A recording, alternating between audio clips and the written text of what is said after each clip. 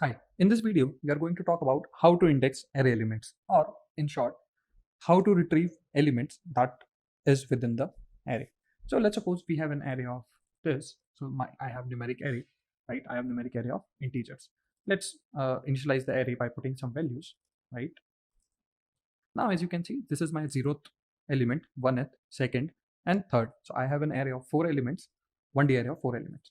So the first way to index an element from an array is using index array. You can put the index array by going through array and index array. Index array is used to retrieve elements on element basis. So let's suppose I have this array. If so, this is the index value. So this index value, if I put 2 over here, then it will provide me the value of second index, which is 0, 1 to 16. So if I run it, the element, this output will have 16, as you can see over here. If I change the value from, let's suppose, to 1, I'll have 15 value. So as you can see, now I have 15 value. So this is one way to index 1D array. The second way to index 1D array is using auto indexing function of for loop. So let me show you. Whenever you pass an array to the for loop, creating a tunnel, it will be auto index, right? If you right click over there, you will see disable indexing. This is my tunnel, and if you right click over here, it will show you enable indexing. So by default, in for loops, for array, auto indexing is already enabled. So if I run this code now, you will see that all the elements within this array will go inside this array one by one. Let me quickly show you. Okay, this is my numeric. Now if I run it, you will see first I have iterations, and let me quickly increase the delay time. Now if I run it, you will see firstly we'll have 12, then 15, 16, and then 17. So 1D array element will be indexed one by one inside this for loop. So if you have to manipulate all the elements inside an array, you can use for loop, right? Now, third way to index an element array is using while loop. Unlike for loop, which is automatically indexed, if I pass this wire inside the while loop, it is automatically not enabled, right? So to enable the indexing in while loop, you have to click on right click on the tunnel and then enable indexing. Now you can see enable indexing. Enable indexing is looks also different from tunnels, right? So this is one way to differentiate between the tunnels and auto indexing. So these are the three types how you can index your elements from an array. Let me give you a quick recap once again. This is index array. To have index array, go to array and then index array. Just provide the index. You can extend the indexes as well. So as many as index you mention over here, you will get the output from over here. The other way is the for loop. Using for loop, you can index the element one by one, just like I show you, and similar with the while loop as well. Let me quickly show you once again.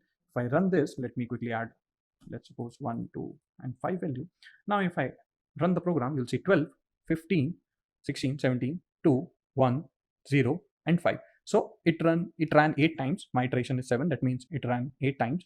And in every iteration, it passed one element sequentially from 0th index to the 7th index inside this for loop. So this is how we index 1D array. Now let's talk about how do we index 2D arrays, right? Similarly, let's suppose we have let's create one 2D array. Go to array and place inside it. This is my 1D array. Extend it and in two directions, right?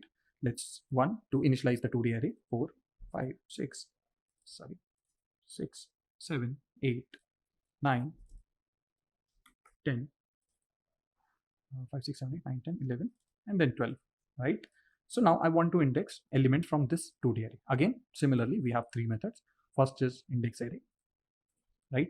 Whenever we pass it, unlike in 1D array, I have to provide only one index, which is one direction, one dimension. In 2D array, we have to provide 2 dimensions. It's your choice whether to provide 1 dimension or 2 dimension. If you provide 2 dimension, then you'll have a specific element. If you provide 1 dimension, then you will have a particular row or a particular column.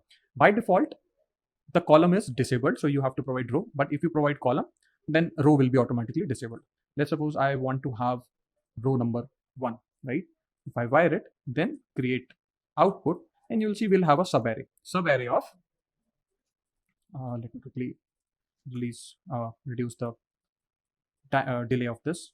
Then if I run it, so 0th and 1th row, I want to extract 1th row. This is my 5, 6, 7, 8 row.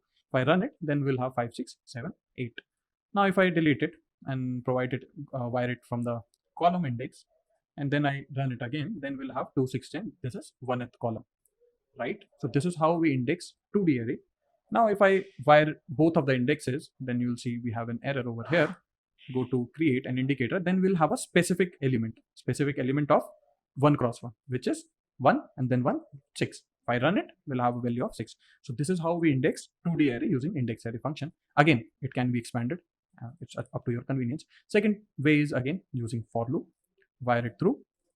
Just like over here, we will have one sub array over here. Let me show you. This sub array is row, right? If I create 1000 millisecond delay, and if I run it, you will see this is my sub array which we have created.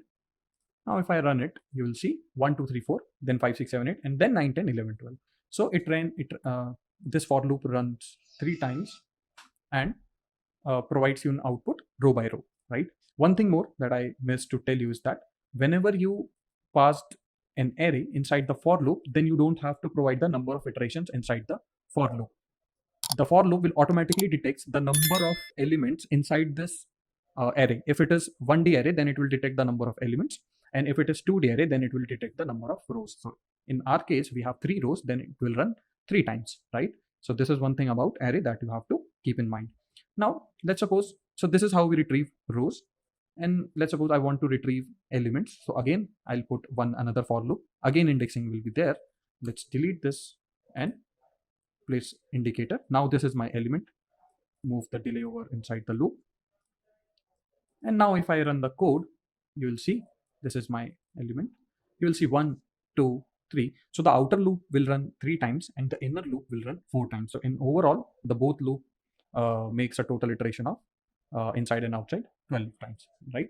So this is how we index 2D array using for loops. Again, similar concept with while loop, although I would not recommend you to use while loop. Again, auto indexing is disabled in while loop. You have to enable it manually, but you should not use while loops. I think for loop will be enough. So this is how we index array, 2D index array. This is how we index 2D arrays using for loops, and this is how we index 1D array.